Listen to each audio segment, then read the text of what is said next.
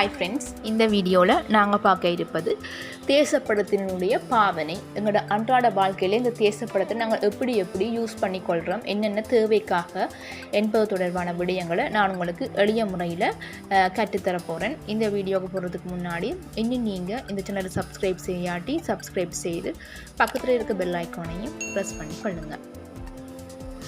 முதல்ல இந்த தேசப்படங்கள் எங்களுடைய அன்றாட வாழ்க்கை நடவடிக்கையில் என்ன விதத்தில் யூஸ்ஃபுல்லாகுது, அதாவது எந்த விதத்தில் நாங்கள் அதை பயன்படுத்தி கொள்கிறோம் என்று சொல்லி நாங்கள் பார்க்கின்ற போது, தேசப்படம் ஒரு பிரதேசத்தினுடைய பௌதிக பண்பாட்டில் மற்றும் நிலத்தோட்டம் போன்ற விடயங்களை இலகுவாக அறிஞ்சு கொள்வதுக்கு ஒரு சிறந்த ஊடகமாக எங்களுக்கு காணப்படுது. ஒரு பிரதேசத்தினுடைய பௌதிக பண்பாட்டு நிலத்தோட்டங்களை ஒரே பார்வையில் எங்களுக்கு பார்க்குறதுக்கு இந்த தேசப்படம் ஈஸியாக இருக்கும். அந்த மெப்பை வச்சுக்கொண்டு நாங்கள் என்னென்ன பௌதிக அம்சம், என்னென்ன பண்பாட்டு அம்சங்கள் இந்த ஏரியாவில் இருக்குதுன்னு சொல்லி இலகுவாக ஐடென்டிஃபை பண்ணி கொள்ளலாம். இது மட்டும் இல்லாமல் ஒரு தேசப்படம், அதாவது ஒரு பிரதேசத்தினுடைய பௌதிக பண்பாட்டு அம்சங்களுடைய முழுமையான விளக்கத்தை நாங்கள் பெற்றுக்கொள்ளலாம். ஃபார் எக்ஸாம்பிள், இப்போ நாங்கள் ஒரு காடு, அந்த காட்டை நாங்கள் பார்த்தோம்னு சொன்னால் அந்த காடு ஒரு பௌதிக அம்சம். அந்த காட்டினுடைய மலைவீழ்ச்சி தன்மைகள், இந்த காடு எந்த ஏரியாவில் இருக்குது, என்ன காலநிலையில் இருக்குது, எப்படிப்பட்ட இடத்துல இருக்குது, லொக்கேஷன் எல்லாத்தையுமே நாங்கள் அறிஞ்சு கொள்ளக்கூடியதாக இருக்கும். அதே சமயம் ஒரு இடத்துல மலை அது காணப்படுதுன்னு சொன்னால் இது உயரம் கூடிய மலையா குறைஞ்ச மலையான்னு சொல்லி உயரத்தின் அடிப்படையில் நாங்கள் இப்போ பார்த்து கொள்ளலாம். அதாவது டேஞ்சர் ஜோனில் இருக்க அந்த மலை அப்படி என்று கூட இந்த தேசப்படத்தின் மூலம் நாங்கள் இலகுவாக அவதானித்து கொள்ளலாம். இது மட்டும் இல்லாமல் ஒரு திசையிலே நாங்கள் அக்யூரேட்டாக அறிஞ்சு கொள்ள வேண்டும்னு சொன்னால் இந்த தேசப்படம் எங்களுக்கு மிக மிக முக்கியம். எந்த ஒரு தேசப்படத்துலேயும் திசை என்பது கண்டிப்பாக இருக்கும். வடக்கு திசையை மெயினாக பேஸ் பண்ணி இந்த திசை குறிக்கப்பட்டு இருக்கு. அடுத்தது தூரத்தினை நாங்கள் சரியாக அறிஞ்சு கொள்ளலாம். இது தவிர பரப்பளவினை குயிக்காக நாங்கள் அறிஞ்சு கொள்றதுக்கு இந்த தேசப்படம் உதவியாக இருக்கும். ஃபார் எக்ஸாம்பிள் ஒரு காடாக இருந்தாலும் சரி, ஒரு குளமாக இருந்தாலும் சரி, அல்லது வீதிகளாக இருந்தாலும் சரி, அதை நாங்கள் அளந்து அது எந்த எவ்வளவு டிஸ்டன்ஸில் இருக்குது, வீதியின் நீளம் எவ்வளவு, குளத்தின் பரப்பு எவ்வளவு என்று சொல்லி நாங்கள் தேசப்படத்தில் நன்கு தேர்ச்சி பெற்று அறிஞ்சு கொள்ள முடியும். அடுத்தது பரம்பல். ஏதாவது ஒரு இப்போ ஃபார் எக்ஸாம்பிள் ஒரு கனியவள பரம்பலாக இருந்தாலும் சரி, அல்லது வேறு பரம்பல்கள் இப்போ காட்டினுடைய பரம்பலாக இருந்தாலும் சரி, அவ்வாறான விஷயங்களை நாங்கள் ஈஸியாக அறிஞ்சு கொள்ளலாம். இது தவிர பண்பாடு சார்ந்த தகவல்களையும் நாங்கள் இலகுவாக ஐடென்டிஃபை பண்ணி கொள்ளலாம். ஒரு மேப் எடுத்தோம்னு சொன்னால் ஏதாவது ஏரியா பேஸ் பண்ணித்தான் ஒரு மேப் காணப்படும்.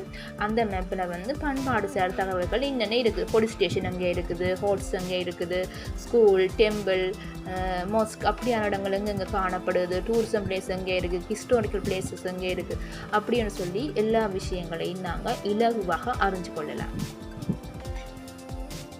இது மட்டும் இல்லாமல் ஒரு குறிப்பிட்ட ஏரியாவுக்கு நாங்கள் போகிறோம், ஒரு டூரிஸ்ட் பிளேஸ் வச்சுக்கொள்ளுங்களேன்.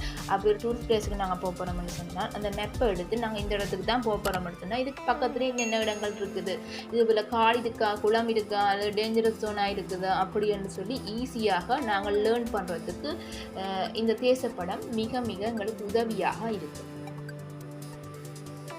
இது தவிர நாங்கள் பல்வேறு சந்தர்ப்பங்களில் இந்த தேசப்படத்தை முக்கியமாக பார்க்க வேண்டிய ஒரு சிச்சுவேஷன் காணப்படுது.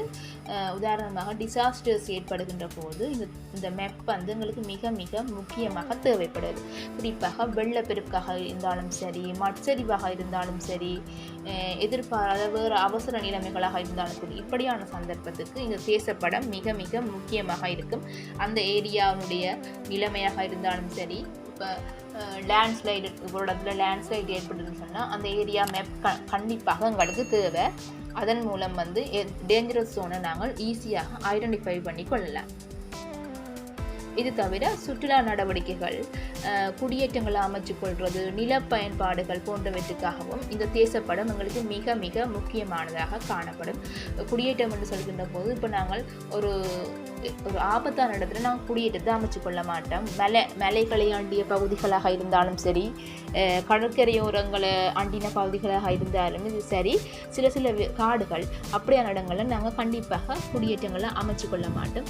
அப்படியான இடங்களை தவிர்த்து வேறு இடங்களை தெரிவு செய்கிறதுக்கும் இந்த தேசப்படம் மிக மிக முக்கியமான ஒன்றாக காணப்படுது.